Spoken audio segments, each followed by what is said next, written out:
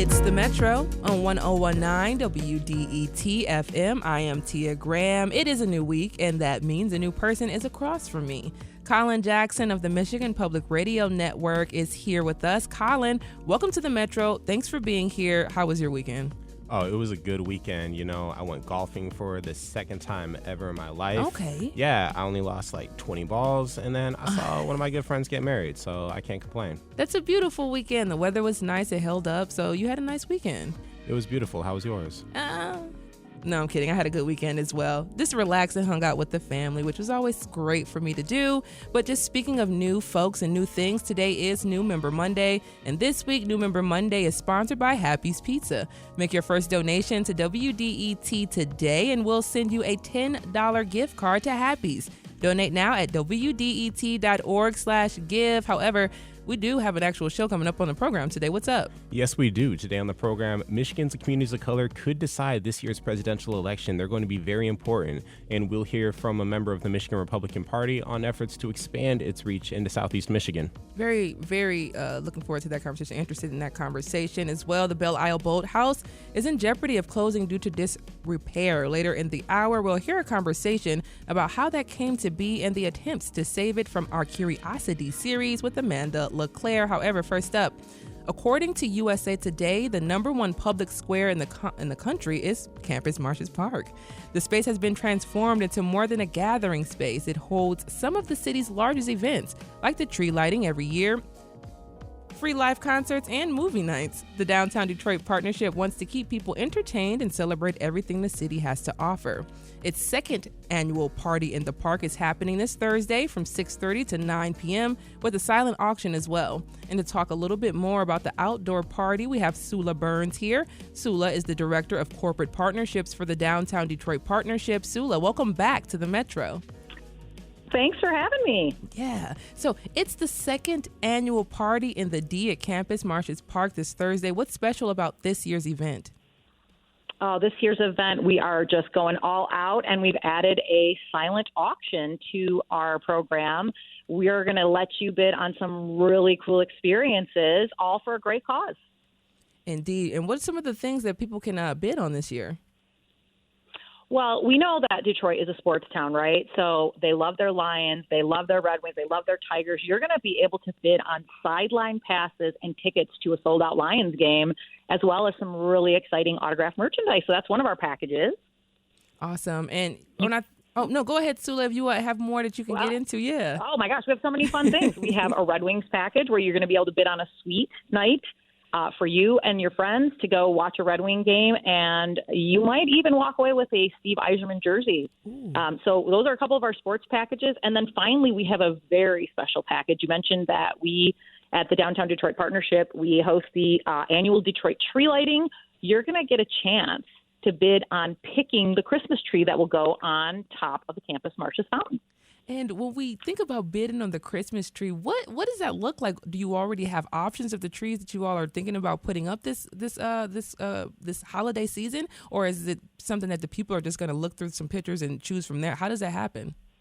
Oh no, you're going to go with our representative to actually go to the farm, take a look at a couple of the trees, and help us pick the one that will be on display. You're going to stay at a bed and breakfast. You're going to have dinner. It's going to be a wonderful experience, and then you're going to get to see the fruits of your labor because you'll get 6 VIP tickets to the tree lighting, and you'll be on stage when we light the tree. How cool is that? Very exciting. Yeah, thinking about the Downtown Detroit Partnership, the Downtown Detroit Parks in general, and all the things that you all have been able to do, what makes the Downtown Detroit Park so unique? Oh, we're so proud of these parks. I mean, you said it. We're the number one public square in the country. We beat out parks in Boston and New York. We take a lot of pride in these parks, and we're just so excited that we can help program them, keep them clean, keep them safe. But we program over 2,000 free events every year. We welcome families, we welcome couples. We want everyone to enjoy these parks, and they have a lot to offer. Yeah, indeed. One of my favorite events is when you all have the movie nights in the D. It's a really, really fun event to get out there and just kind of hang out and watch a movie with family and friends. So thanks for those things that you all have been able to bring to the city of Detroit. But thinking about some of the other things, how are you all able to fund the 2,000 events that we're seeing all summer long, all year long, honestly? Well, Yeah, right. It's a lot. So this fundraiser is a huge part of that. We use the money that is raised from Party in the Park to help us continue to program, maintain, keep them safe, keep them clean. And then we also have wonderful, generous corporate partners that help us, as well as grants that go to support, infrastructure and improvements to the parks. And it's only through those revenues that we are able to keep these parks open and safe and to program them for, everyone to come and enjoy. And right now, if you're tuning in to the Metro, we're chatting with Soula Burns, the Director of Corporate Partnerships for the Downtown Detroit Partnership. We're discussing Campus Martius Party in the Park event that's happening this Thursday. It is the second annual event. So why are you all deciding to put it on again? Why are you deciding to turn it into an annual event? Well, the first one was such a success. Everybody had such a great time. We raised a lot of money. It was our 20th anniversary of Campus Martius. So we said, let's do it again, but let's make it bigger. We'll come up with some new things. So we've done the auction. We also have a Kendra Scott pop-up jewelry shop. And Kendra Scott is generous enough to donate 20% of any purchases made that night back to Downtown Detroit Partnership, to our parks and public spaces. We also have a wonderful band. We've got the Dan Rafferty Band who will be performing. They have a 9-piece band. It's going to be great. The weather's going to be amazing. You're going to get food. You're going to get cocktails, courtesy of Moet and Chandon. You're just going to have a great time, and you're going to be out in one of the most beautiful public spaces in the city. Hi, Soula. This is Colin here. I'm just curious because we hear a lot about kind of this need for a third place in American society, a place that's maybe not at home, maybe not at work, but a place where people can just hang out. And I know as someone that used to not live in Detroit, whenever I was here and I needed some time to kill, I would go down to the riverfront, I would go down to Campus Martius and just hang out. So I'm curious from your perspective, what makes a park a welcoming spot just for people to be and exist, even when there aren't events like this happening? Yeah, I think we saw a huge resurgence of parks and public spaces when we went through COVID, right? Because everybody needed to be outside. And so now I think you'll see, when you come down to Campus Martius, you'll see our food truck program where people are having their lunch. Some people are down there with their computer just working. It's a beautiful place to work and just kind of relax. But you're correct. Yeah, we really want to welcome everyone. And I think creating a clean and welcoming space, we've always got tables out. We've always got somebody out there that you can meet, maybe a new person and get to know somebody. And everybody's very friendly. We have security there. You're going to feel safe and secure. So I think you're correct. It is nice to have that. And I like your term, third space. It's not home. It's not work. It's just some place to relax and reflect. We hope that our parks and public spaces are those things for you. Indeed. Soula, before we let you go, a little bit about some of the events that are happening leading up to the tree lighting. What are some of the other things that people can get excited about as we once again get towards that tree lighting this holiday season? Well, I know we're starting to think about tree lighting, and that's exciting, but we still have some summer left, right? Yes. So we've got our beach parties. We're really excited about those. We've themed them out this year, and so our next beach party is a girls' night out beach party. Come on down with your girlfriend. Mm-hmm. You're going to have a make and take craft. You're going to get some specialty cocktails, and you're going to have some music, something fun for a girls' night out. We've still got our Campus Kids Days. Our next one is a back to school event, and we're going to give out 200 backpacks at that event. So, we've got a lot of things for you to do. You can check out our schedule of events on downtowndetroit.org. And you can also see the Party in the Park auction on that page. If you're interested in bidding on any of those auctions, you don't have to attend Party in the Park to do that. But check out our schedule. We've still got a lot of summer left, and we've got a lot of fun activities, including your favorite, the movie nights. We still have a couple more of those. Oh, I'm so excited. I was sad that I did miss my favorite film that you all showed, though, The Fifth Element. I missed that one, but I will definitely try to attend. That has got a cult-like following. That movie has, so many people love it. I can't help it. It's just every time I watch it, I go through a range of emotions. This is such a great film. Such a classic. Yeah, it is a great film. Yes, Soula Burns is the Director of Corporate Partnerships for the Downtown Detroit Partnership. Soula, as always, thank you so much for joining us on the Metro. Thank you so much for having me and for your support. Yes, you can attend the free Party in the Park event at Campus Martius Park Thursday, August 15th from 6:30 to 9 p.m. This is the Metro.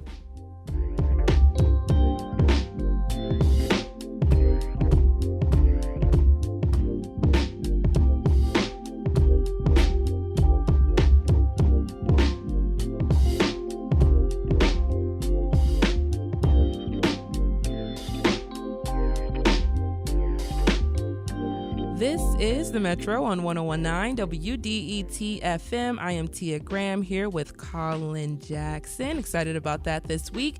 And if you are listening and you're a WDET listener, take the survey. It's back, and we want to hear from you. What do you think of the Metro? Believe me, we read every single one. So share your thoughts, and you could win some neat WDET swag. It's quick, it's anonymous, and you'll be helping us serve you better. Take the survey now at WDET.org/survey. You know, and I love that wearable WDET swag. Today is a great day to wear that. We're going to have some partly cloudy skies with a high of 80 degrees. Then Tuesday and Wednesday, you can expect to see more of the same, you know, with a high in the lower 80s. We'll have some sunshine and a few clouds here and there. Then Thursday, we'll have some mostly cloudy skies with a high of 83. And, you know, it's been hot. You know, your plants might need some water. We're going to see a chance of rain and thunderstorms with a high of 77 on Friday. Yes, your plants need some of that life, need some of that water. And to remind some folks out there, today is New Member Monday, and this week, New Member Monday is sponsored by Happy's Pizza. Make your first donation to WDET today, and we'll send you a $10 gift card to Happy's. You can donate now at WDET.org/give. Colin, like you said, you're not from the city of Detroit, but there is a song that goes with Happy's Pizza. It's like a little theme song they have. I'm not going to sing it right now, but if you know, you know. It's an amazing theme song. So go look that up if you guys have some time. I feel robbed because there was a Happy's Pizza by my old apartment in Lansing, and I never knew the theme song. You never knew the theme song. Eat Happy's. Yeah, that's the theme song. But we do have something really, really interesting for the rest of the show coming up. You do have something cool?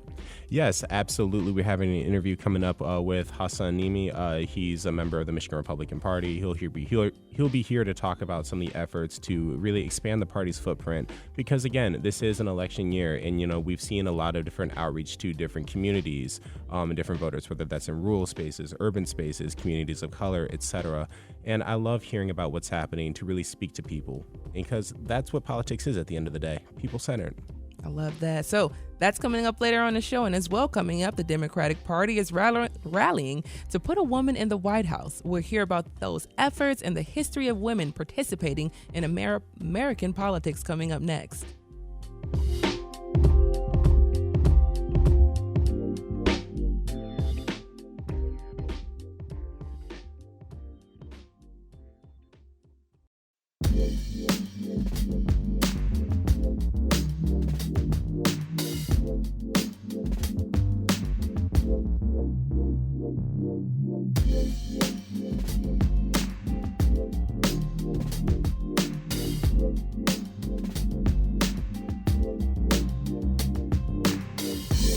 This is the Metro on 101.9 WDET FM. I am Tia Graham, and this week we are joined by Colin Jackson of the Michigan Public Radio Network.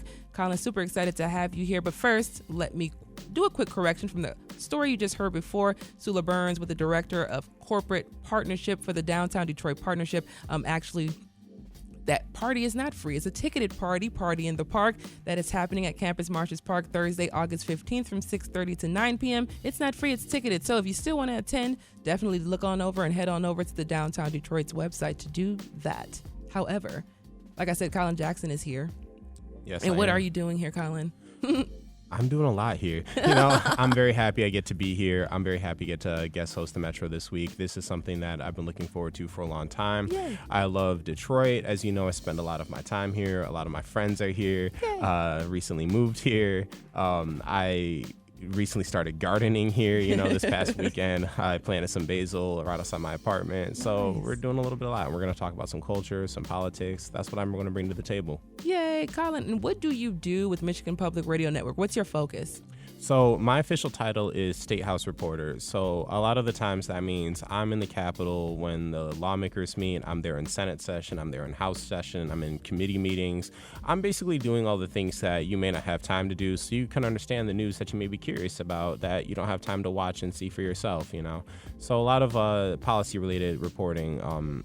It's a lot of fun, honestly. I love government. It's what I went to school for, so it's cool seeing how it works. Yeah, it is cool to see how it works, and it's cool to hear you write it out, put it in the spots that we hear in the news every day. The accessibility matters. You know, accessibility matters, I think, more than anything. You talk to people and they feel like they don't necessarily have a stake in their government or feel like the government's doing things in secret or hidden. And yeah, sometimes they are, you know, but that's where people like me and my colleague Rick Pluto come in. You know, we're the ones that get to be in those rooms that people don't have time to be in or don't have access to. and we get to tell what's happening and kind of open that door a little bit wider. Which I love. It's kind of, it's on the same vein as what the Detroit Documenters tries to do here in the city, does do in the city of Detroit, where they're going to the meetings and they're just making it more accessible and easier for all of us to reach. But with just speaking about politics and everything that's happening, we do have a news conversation coming up. Yes, we do. The Democratic Party has rallied behind its second female presidential candidate ever, Vice President Kamala Harris. And how big of a moment is this for women in politics? And what can Michigan tell us about America's readiness to elect a woman to the presidency? Last week on Created Equal, Stephen Henderson spoke with Ali Vitale, NBC News correspondent and author of Electable: Why America Hasn't Put a Woman in the White House Yet.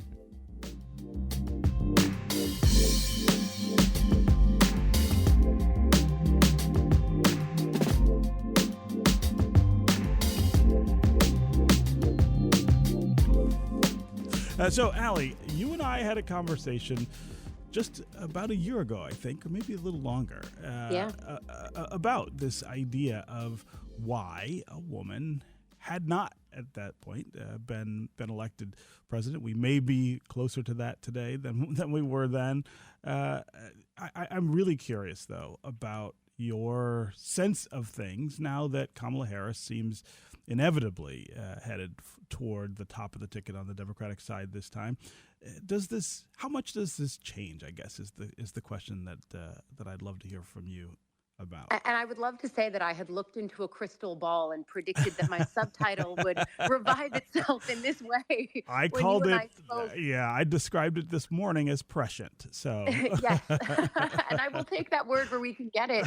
But your question is also the same one that I had in the immediate aftermath of Kamala Harris becoming the presumed nominee among party leaders, and then, of course, actually getting the nomination through the virtual roll call fashion that the DNC employed this time. So she will, of course, receive that nomination in a few weeks, as you point out, but she's already hit that metric, that mile marker, to be the second woman. And look, the question I asked, and when we reported this on NBCnews.com at the time, was what's changed since Hillary specifically, but also since 2020, where more women ran in a Democratic primary at the same time than ever before. And of course, all of them not only fell short, but they fell short to a man who looked like almost every other president had in the past.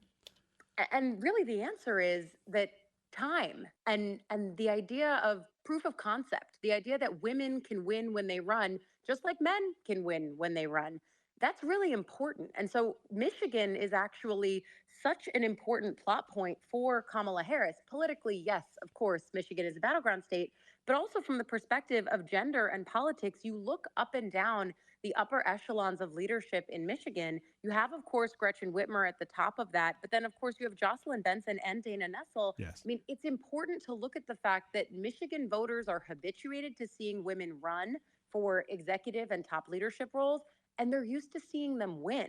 That muscle memory means that they don't have to imagine what it would look like. They just know what it looks like because they've elected them before. That's an important muscle memory across the country, and it's one that a lot of states don't necessarily have. It's why Kamala Harris still has to combat this so-called imagination barrier or imagination gap for people who don't know what it looks like to have a woman president. But the more women we elect and the more time passes, and the Center for American Women Politics does this so well, tracking the pipeline of women who are running and winning, that's all important because it's putting bricks in the road of the way to the White House. Kamala Harris is walking those bricks right now, and she's laying them as she goes, too. So, Allie, how important is it that Kamala Harris is the vice president of the United States, as we were talking about in the open here? She is literally a heartbeat away, as they say, from the presidency now. She is someone who was elected on a ticket and, is not unfamiliar in that way. Does that change the dynamic dramatically because she is, someone that has already broken a barrier? Yes, because even though she's the second woman, although the first woman of color to be the Democratic nominee, she is the first female vice president. And that is essential to, again, bridging the imagination barrier, but then also knowing that this woman knows what it's like to be in the Situation Room, to make decisions at high stakes moments, to be in the room with President Biden as a partner, deciding on things from foreign policy to the best way forward on domestic legislative affairs. And as much as Republicans are keen to let her defend the Biden-Harris agenda, I think many Democrats are happy for her to defend that agenda in the same way, because they have a huge body of legislative work. And I know this from scrambling across the Capitol for the first 2 years of the administration. They were doing the work of legislating around infrastructure, around the care economy. Those are essential pieces of this Democratic electoral puzzle. And so for Kamala Harris, not just to have been the vice president, been in the room, breaking those barriers, but to have been part of that is really important in the minds of voters and in the minds of, Democratic operatives and strategists that I talk to, who are looking at this utterly whirlwind moment in politics and seeing her come out with the enthusiasm and the joy that you guys were remarking on. And I feel the same as I've been watching these rallies. There is a new energy within Democratic politics. And I think that speaks to both Kamala Harris as the candidate, but then also the issue set meeting her where she is, right? I mean, we can't undersell the idea that she was the administration's top and best messenger on abortion access, on reproductive health care. And it is one of the issues that can turn the 2024 electorate. I think this is the first presidential test in the post-Roe, post-Dobbs era. It is going to tell us a big thing. It's going to tell us a big message. And Michigan, of course, knows the saliency of that issue better than many other states do. Yeah. That was Stephen Henderson speaking with NBC News politics reporter Ali Vitale on Created Equal. You can find episodes of Created Equal on WDET.org or wherever you find your podcasts.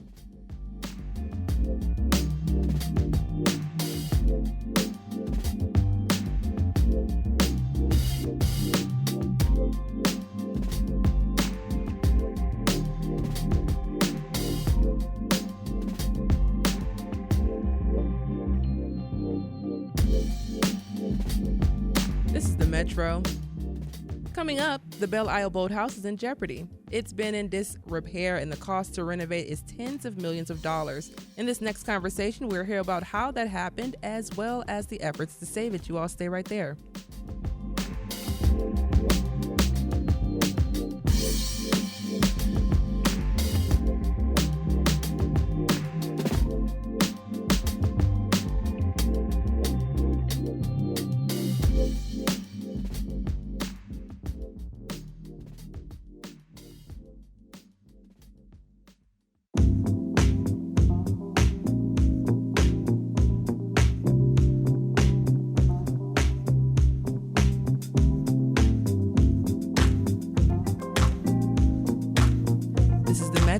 On 101.9 WDET FM. I am Tia Graham here with Colin Jackson, reporter with Michigan Public Radio Network. And Colin, it's going to be a fun week with you. I know that for sure. I'm going to learn a lot, but I'm wondering what are some of the things you want to learn? I want to learn more about Detroit in general. Okay. I want to learn more about the culture. I feel like I've had a pretty outside perspective of Detroit. My parents grew up here, but they moved away in the 80s, and I grew up around Lansing. So coming back here, hanging out with a lot of my friends that have also moved to the city. You grew up here, but not a lot of other folks have grown up here. So I want to really know what the city is about, from an insider perspective, and I want to see that. I want to become part of the community. Yes, and that's the goal of the Metro, is to bring everyone in so they can to feel as if they belong to the city of Detroit and Metro Detroit and understand what's happening in and around Detroit and Metro Detroit. That's just one of the goals, so that everyone kind of feels included with what's happening here, because there's so much happening in the city of Detroit. Like you said, I was born and raised here, so just watching all the growth, watching all the cool things happening, third spaces popping up everywhere. It's been absolutely amazing, and I'm ready to see how far the city can take it. So, Colin, that's one of my big goals here. So it's a beautiful goal. Well, thank you very much. But thinking about some of the goals, the Belle Isle Boathouse was built in 1902 and has been used to house the Detroit Rowing Club.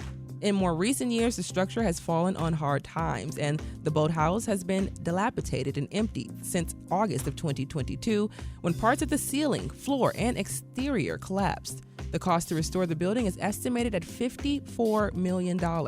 And earlier this year, the Michigan Department of Natural Resources announced plans to demolish the building due to limited funding.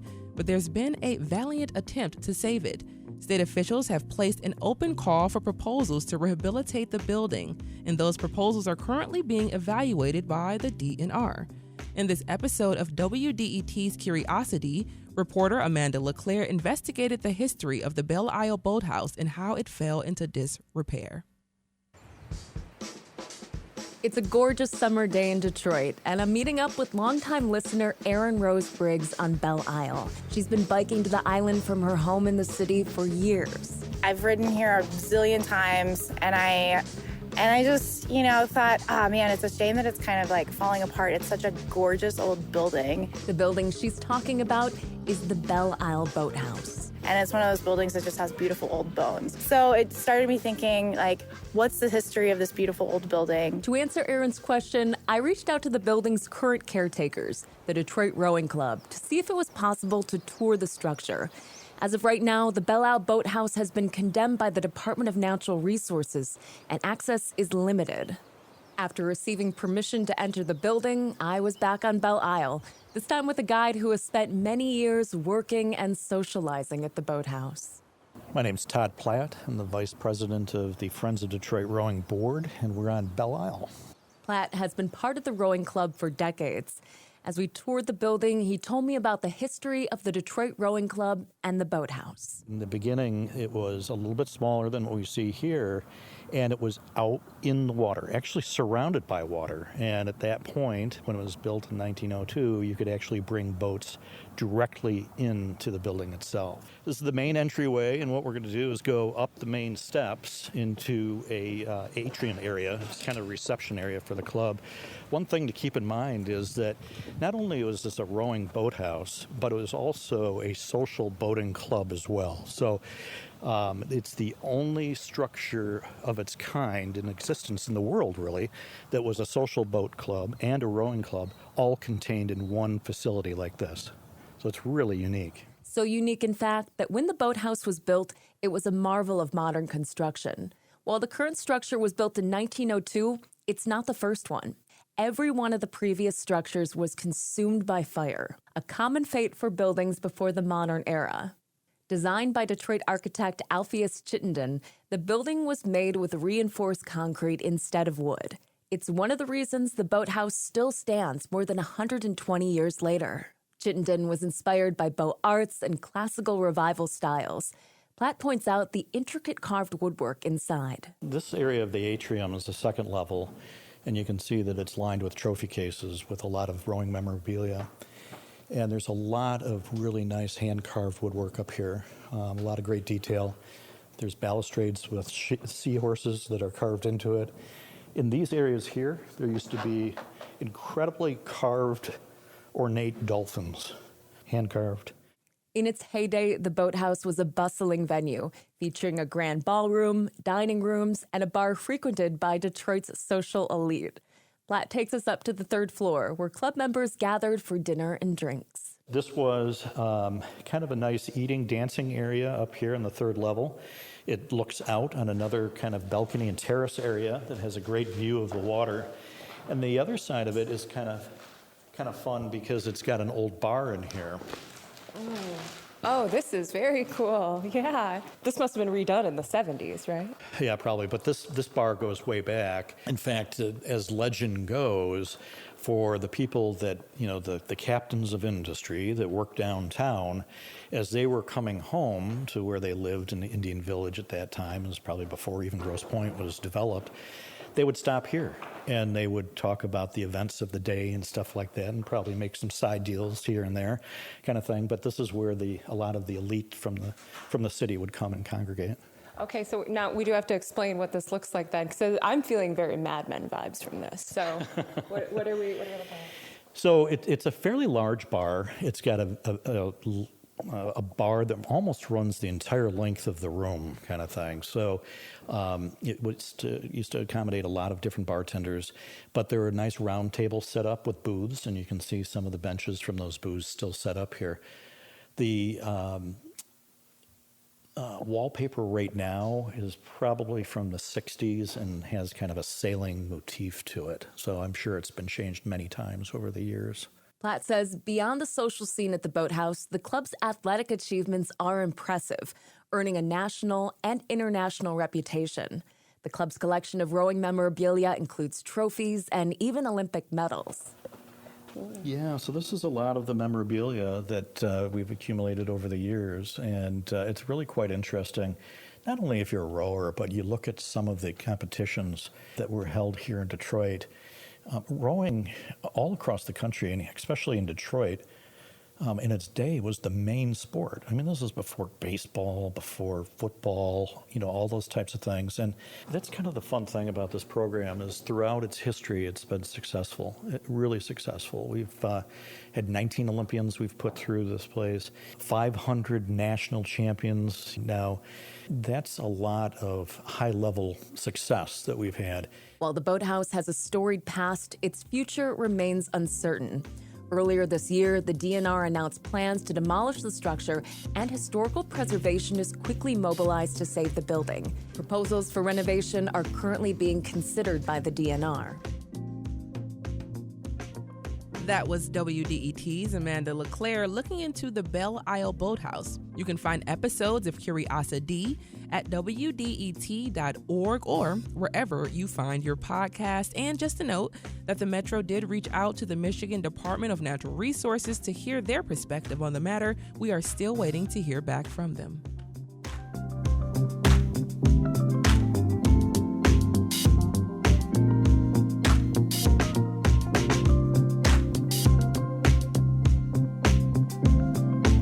This is the Metro. I am Tia Graham here with Colin Jackson. And Colin, have you noticed all the Michigan dispensaries that popped up since the recreational marijuana was legal, since it was legalized in the state? Miss Graham, I come from Lansing, where there were more marijuana dispensaries than liquor stores by my old apartment. And that says a lot. There was 3 within walking distance, and a food truck. Did any of them deliver? Oh, I haven't tried. I prefer to use my 2 feet, but you know they probably did. They probably did. It's so wild to see how it's happening now. However, access, right? It's insane to see it happening. But local governments in Michigan, they have brought in millions of dollars in tax revenue, and marijuana might be rescheduled on a federal level. So what does it all mean for state residents? Last week on Mishmash, WDET's Shayna Roth and Gone Word's Alethea Caspin talked about the state of weed in Michigan. This is Mishmash, a weekly conversation where we try to unjumble an important and sometimes under-the-radar statewide story that affects you. I'm Shayna Roth. And I'm Alethea Caspin. Alethea, today we're talking weed. And honestly, I'm so happy we're doing this episode together because I have a vivid memory of sitting next to you during one of the many, many marijuana-related meetings that we went to, I don't know, it was like more than 7 years ago. And a lot has really changed in Michigan in the years since.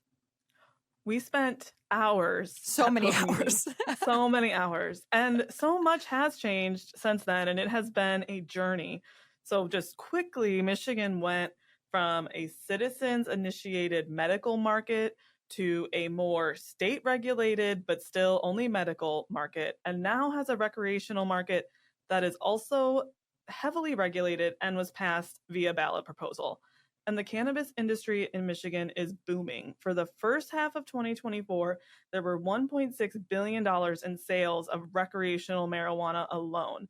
And during the last fiscal year, local governments in Michigan split roughly $87 million in revenue from taxes on cannabis sales. And there's also tax revenue that goes towards schools and roads. Now, earlier this year, the federal government started the process of rescheduling marijuana. What that means is essentially marijuana might be legal in Michigan and many other states, but it's still illegal federally. But Schedule I drugs are considered the most highly dangerous and addictive drugs that don't have a medical use, while Schedule III drugs are drugs that can be lawfully prescribed as medication. And changing its classification is something that advocates have been calling for years. There are challenges to those operating businesses in Michigan and other states with legal markets because of how the federal government schedules marijuana. For example, having very limited access to traditional banking. We asked Michigan Cannabis Regulatory Agency Executive Director Brian Hanna about what kinds of benefits the state market could see if the drug is rescheduled. You hear terms like market corrections and market correcting itself when it comes to free market. There are businesses that succeed and there are businesses that do not succeed. In a regular business environment outside the marijuana industry, those that do not succeed have the opportunity to file for bankruptcy. Marijuana businesses do not have that opportunity because of its Schedule I status at the federal level. It's important to know a public comment period on the change just ended, so the federal government will still be considering this rule potentially for a while. Executive Director Hanna also told us about how the rescheduling could cause more issues for the state market if not done right. So there's quite a bit at stake here. And there will still be a disconnect on how the federal government treats cannabis and how states treat it. Michigan and the 23 other states that have legal recreational marijuana will still be very different from the federal government, where it remains illegal, even with rescheduling. But many advocates see the reclassification to a less serious drug with potential medical uses as a symbolic move by the federal government, which has long put marijuana in the same class of drugs as heroin and meth. That's it for us this week. But if you want to hear our whole conversation with Director Brian Hanna, check out the Mishmash podcast wherever you get your podcasts. Thanks, Alethea. Thanks, Shayna. That was WDET's Shayna Roth and Gonward's Alethea Caspin speaking about the state of weed in Michigan. You can listen to Mishmash on WDET.org or wherever you find your podcasts.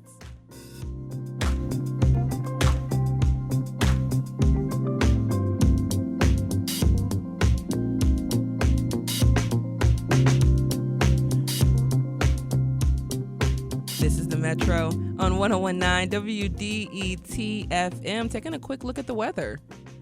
Yes, it is. Today you can expect to see some partly cloudy skies with a high of 80. And Tuesday and Wednesday you can expect to see more of the same, a high in the lower 80s, and it'll be sunny with some clouds.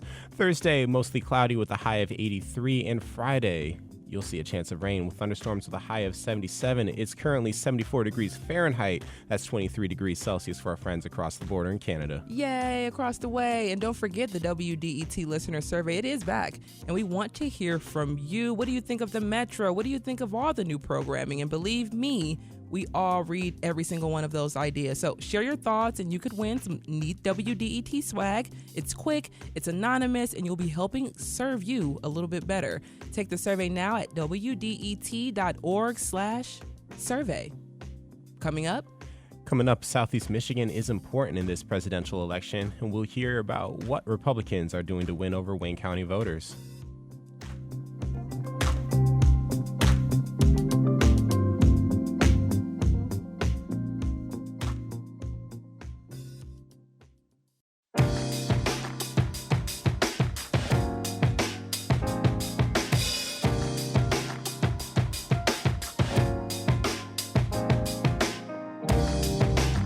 Metro on 101.9 WDET FM. I'm Tia Graham here with Colin Jackson, reporter with the Michigan Public Radio Network. Colin, you have a great conversation for us. Yes, we do. Southeast Michigan has turned more Democrat while let me just put this into context. Southeast Michigan's politics have changed a lot in recent decades. You know, we've seen Oakland County turn more Democrat, while Macomb County has become more solidly Republican. But none of the Tri-County area is guaranteed for either party. And that's especially true of Wayne County, where you see a lot of voters of color. And while Detroit is more difficult to win, Republicans have a better shot at organizing votes around downriver communities and the more northern suburbs. So what are state Republicans doing right now to win over voters in Wayne County in these traditionally hard-to-reach areas? So to discuss this now, we have Hassan Nehme here. He has run for Congress, and he is currently a vice chair of the Michigan Republican Party. Hassan, welcome to the Metro. Hi, Colin. Thank you for having me. Absolutely. It's a pleasure to have you here. So I'm curious, just to get into a little bit of your backstory, would you say there were a lot of Republicans around you growing up? No, not really. Yeah. So what did you feel like you first got connected to the party's message? It'd have to be during my time in the service, looking at once I started looking at world affairs and kind of seeing how our nation handles those things, it started making me look deeper into the parties and what they stand for. And then it kind of led into like the national topics. And then, of course, once Hillary ran against Trump, it kind of blew that door open where you had to kind of look at each side and take a harder look at which side you stand on.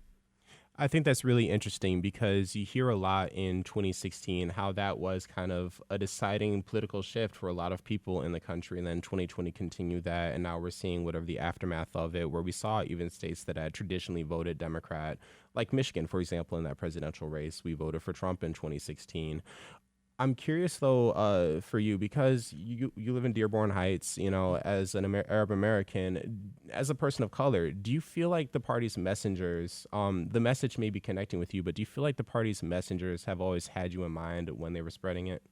I would say for the most part, when you're talking at the higher level, the people setting up platforms and stuff, when we get to the lower level of the parties, when we're talking county and county levels and district levels, there are some players that push kind of a different agenda, and they're not really gearing the messaging to bring in more of the outside audience. They kind of want to keep it in the same echo chamber. So it's kind of we're playing a pivotal role in changing that right now. Right, and I think having more and more perspectives are usually a benefit to a party. And you had mentioned you come from a military service background, and now you serve as part of party leadership. I'm curious, before we get into more of your role with party leadership, how did that military service kind of change your perspective of the world? So when you're serving and you're looking at what you're going through and dealing with at the time, and I can't really get into it, but it's like you're seeing how it's being portrayed on the media and to the public, and then what's actually taking place and the reasoning that things are taking place overseas. And there's kind of a mixed message going on there where we're kind of leading the American people to agree with things we're doing by giving them certain messagings that's not really what's actually taking place or really what we're doing there. So it kind of opens that door and raises it. For you, when you decided to run to become Coalition's vice chair of the Michigan Republican Party, what all went into that decision? Honestly, that was Wayne County mostly. So when I ran for Congress and I was trying to get the party to help, and because that was my first time even stepping into the party game or anything, it's like I'm just going to jump in what I feel is right to do.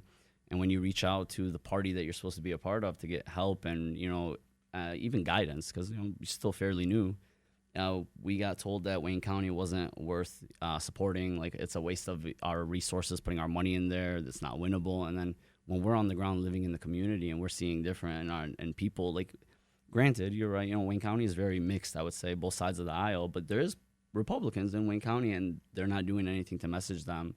I felt like I had to step into the state party in one way or another.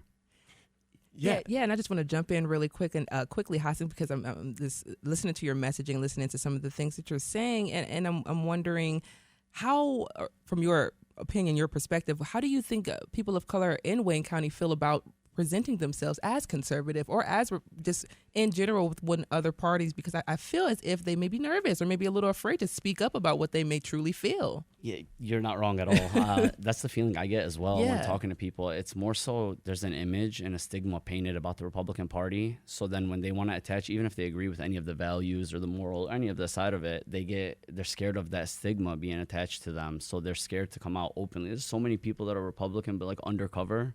And we're trying to we need to have this discussion out in the open and be able to talk to move our country forward. So we need to make it okay for them to speak. Hassan, that's my perspective. I have people around me, maybe family members as well, who you hear the views, you hear the talk, you hear their viewpoints, you hear the reality of what they feel about the country, the direction of the country, where they fit in this country, and they don't feel represented and they don't feel as if they can speak up. And I don't want to have or be a place where they can't speak up. So what are some ways that we can help facilitate conversations that open it up a little bit more?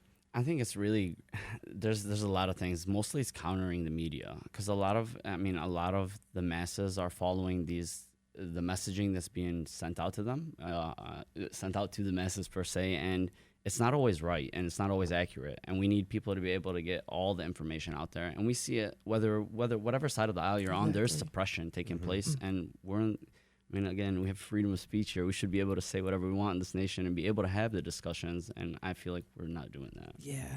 Yeah, if you're just joining us, we're speaking with Hassan Nehme. He's a vice chair for the Michigan Republican Party, and we're speaking about what Republicans are doing to win over voters of color, especially here in Southeast Michigan. Hassan, I'm curious about the experience of voters who have found a new home within the Republican Party, voters who may have traditionally voted Democrat, but may have made that switch. Once the party has attracted them over, how have you seen, at least here in Michigan, the state party working to make them stay and make them feel at home? So speaking on the state party, we know we've gone through drama in the past year, going through different chairs, and there was a moment where we were doing there was like a Christian nationalist vibe of the state party, and it was really closing the doors on every community, realistically, because it was either you're in the circle or you're not a part of it. And the beautiful thing is all the minority groups, people of color, everybody started joining the we didn't back down. We stood firm on that and fought against it, because, like, yes, we could say, the Republican Party stands for the Christian faith, but it also stands for every other faith, every minority group. It stands for our nation's morals, realistically, or that point of view of morals. And a group is not going to tell us based on a faith that we can't join this in a nation where it's freedom of religion. So now moving forward under Pete, it's really opening and welcoming. Like, it's funny. We were sitting at a national convention, and we were talking to, there's a group, Arab Americans for Trump, and it's 5 statewide now. So, like, you're seeing everybody kind of jump in and fight that echo chamber and those voices that are trying to keep it in one's, view. Yeah. Right. And going off that, I'm curious, because right now you're part of this moment when there are a lot of people of color, a lot of young upcoming Republicans like yourself in positions of power within the state party. Many of the vice chairs, not just yourself and your cousin, are people of color. At the same time, we're seeing a lot of criticism coming from conservatives on the national scale about diversity, equity, inclusion initiatives. And as coalition's vice chair, inclusion, even though there's different ways you could see coalitions, different coalitions within different Republican factions, bases, et cetera, coalitions with the community, people that aren't traditional Republican voters, still inclusion is kind of written into your title. So how do you see that messaging as affecting your mission into making the party more welcoming? I really don't, because the people that are wanting to join are people that wanting change are looking past that. And because you're going to have people that want things to stay the way they were, per se. And then the people that are all jumping in now, we're in this for a different reason. It's not because of the Republican-Democratic fight anymore. I'll say personally, mine is religious liberties. But a lot of people, especially of color groups, minority groups, different faiths, are jumping into the Republican Party for these issues, not so much the overall, the jacket term per se. So it doesn't really matter. We're going to fight against it and get our party where we need to go to try to get our nation where we feel like it should be. Hassan Nehme is Coalition's vice chair of the Michigan Republican Party. Hassan, thanks so much for joining us on the Metro. Thank you very much. It's a pleasure having you. Appreciate it.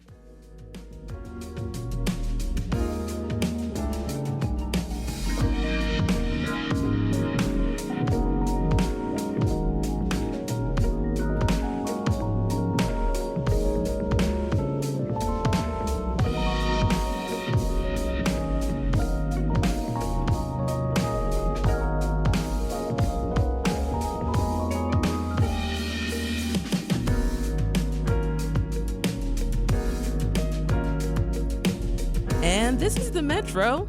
I'm Tia Graham here with Colin Jackson. And this week, Thursday actually, is WDET's second Sounds Like Detroit concert, WDET's version of NPR's Tiny Desk contest. That concert will be hosted by Jeff Milo, and it's happening Thursday at New Center Park in Detroit. That music begins at 7 p.m. Tickets and information can be found at wdet.org/events. However, that's the Metro for Monday, August 12th. You can listen to recent episodes online at wdet.org, and make sure you subscribe to the podcast on your favorite platform. The show is also on YouTube if you like listening that way. The show is produced by Sam Corey, David Lyons, and Jack Philbrandt. Additional production support by Signe Walkley. And our engineer is Nate Bender. Music done by Sam Bobian and Will Sessions. The Metro is a production of WDET, a listener-supported service of Wayne State University. If you like what you hear and you want to support the Metro, consider becoming a member at wdet.org/donate. This is WDET-FM, Detroit Public Radio, your connection to news, music, and conversation. Thanks so much for listening. Colin and I will be back tomorrow.